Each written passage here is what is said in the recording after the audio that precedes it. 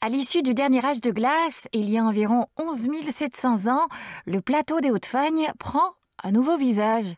Vu du ciel, on aperçoit aujourd'hui encore des traces de litals, berceau de nos tourbières, une curiosité géologique unique en Europe. Pour que ces litals aient pu se former,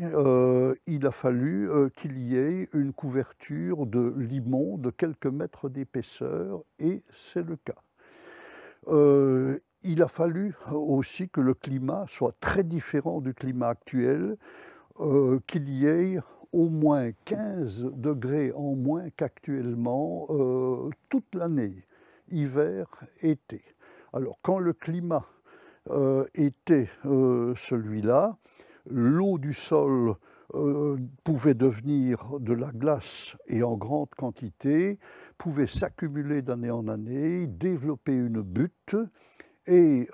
cette butte grandissant, comme le sol n'est pas élastique, elle se déchirait et le rayonnement solaire faisait fondre la glace. Donc quand la glace a fondu après avoir écarté la Terre, il en est résulté ces dépressions qui sont actuellement les traces de litals des Hautes-Fagnes qui se sont remplies d'eau d'abord et de tourbe ensuite. Comment est-ce qu'on peut être sûr aujourd'hui que ces traces de litals sont bien dues à un phénomène géologique et qu'elles n'ont pas été creusées par l'homme?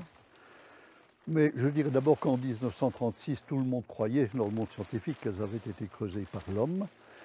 Et donc, pour démontrer que ça ne l'était pas, nous avons choisi de faire une excavation dans un rempart.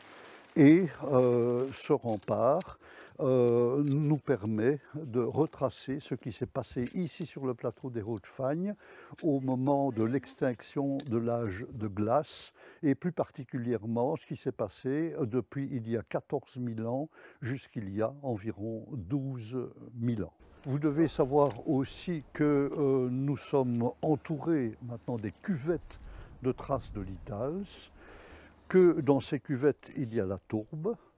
que l'on peut y prendre des carottes, et dans ces carottes on retrouve absolument tout ce qui est tombé dans les cuvettes et qui n'a jamais pu en sortir, et par conséquent les scientifiques de diverses orientations s'en donnent à cœur joie pour étudier les uns les pollens, les autres l'évolution du monde animal, peu importe.